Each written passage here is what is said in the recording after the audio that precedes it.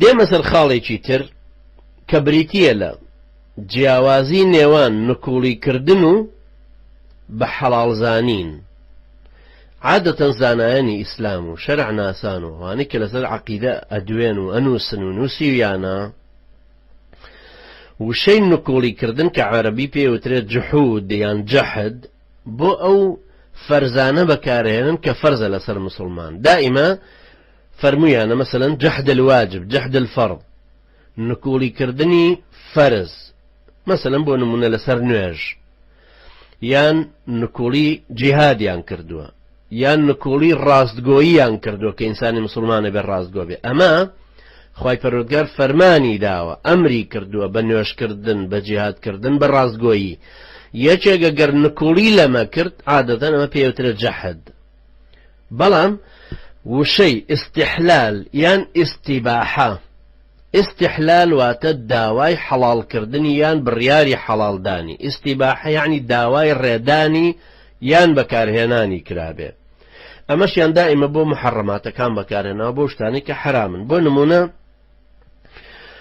علەماکان لە کتێبەکانە هەر کەسێک کە ئەیان خوێنێتەوە کتێبی کۆن بە تایبەتی ئەفەرمون جەحد الواجب یان ئیستیحلال المحەرەم، واتە نکوڵیکردن لە فەرزێک کە فەرز کراوە هەروەها بە حەڵاڵزانینی حرامێک. ئەمە عادەتەن ئاوایان بۆ بەکارهێن، هەروەکو ئیمام ابن تەیمیە ڕەحمەتی خوای لە مەجموع الفتاوایە فەرمێ وأما الفرائض الأربع چوار فەرزەکە غەیری شەهادەتەین مەبەستی، چوار فەرزەکەی تر فإذا جحد وجوب شيء منها بعد بلوغ الحجة فهو كافر.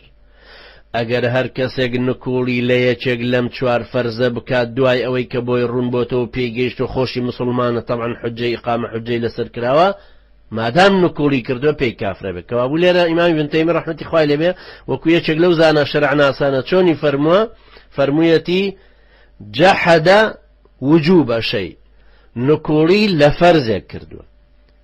هەروەها فەرمێ وكذلك من جحد تحريم شيء، ئەم جارە ئەشێ بڵێ واستحل تحريم شيء یانە فەرمێ جحد تحريم شيء من المحرمات الظاهرة، واتە نکوڵی لە حرامکردنەکەی هەبێ کە هەر بە معناکەی ترەگرێتەوە استحلال الحرام، واتە بە حەڵاڵزانینی حرامێک. بۆ نمونە زوڵمی بە حەڵاڵزانی بێ، درۆی بە حەڵاڵزانی بێ، شرابی بە حەڵاڵزانی بێ، ڕیبای بە حەڵاڵزانی بێ، ئەوانش طبعا ئەکەوێتەوە. بۆ ئەوەی ئاگادار بین مەبەستم لێرە ئەوە بوو کە لە ڕووی شەرعیەوە کە ئەڵێن نکوڵیکردن واتە نکوڵیکردن لە فەرمان، کە ئەڵێن بە حەڵاڵزانین واتە بە حەڵاڵزانینی شتێک کە حرام کرابێ لە شەریعەتی ئیسلامە.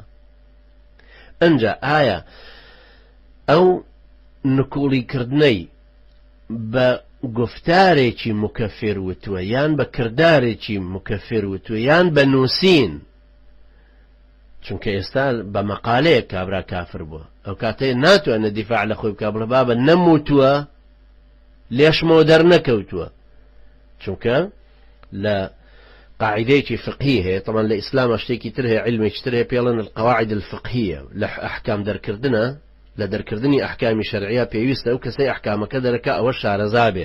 بۆ نمونە قاعدەیەکی شەرعی هەیە فقهی هەیە ئەفەرمێ الكتاب كالخطاب، نووسین وەکو قەولە، مادام نووسیوەتی ئیمزای کردو خاصن لەم زمانەشە کە ئیسپات بوو ئەمە ئیمزای ئەوە ئەمە مەقالەی ئەوە نکوڵی لێ نەکرد، زانرا ئیسپات بوو لەسەری کەهی ئەوە وەکو هەر تاوانێکی ترکە لەسەری ئەسەلمێنرێ ئەویژە بێ بە خاوەنی ئەو تاوانە.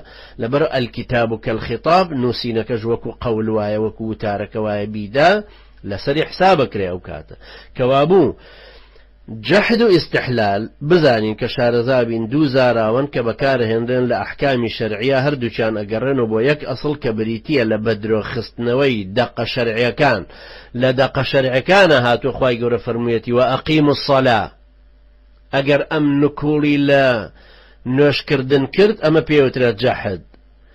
خوای گەورە فەرموویەتی وەلا تەقرەبوا الصەلاة وەئەنتم سوکارا، فەرموویەتی کە شەراب مەخۆنەوە، ڕیبا مەخۆن، إنما حرم عليكم الميتة والدم ولحم الخنزير، گۆشتی مردارەوە بوو مەخۆن وەکو ئەو گۆشتەی لە بازاڕە فرۆشراوە وەلەو لە کارتۆنەکەی نووسرابێ حەڵاڵ، لە خۆتەوە مەڕۆ بە حەڵاڵی بزانی و بیخۆی.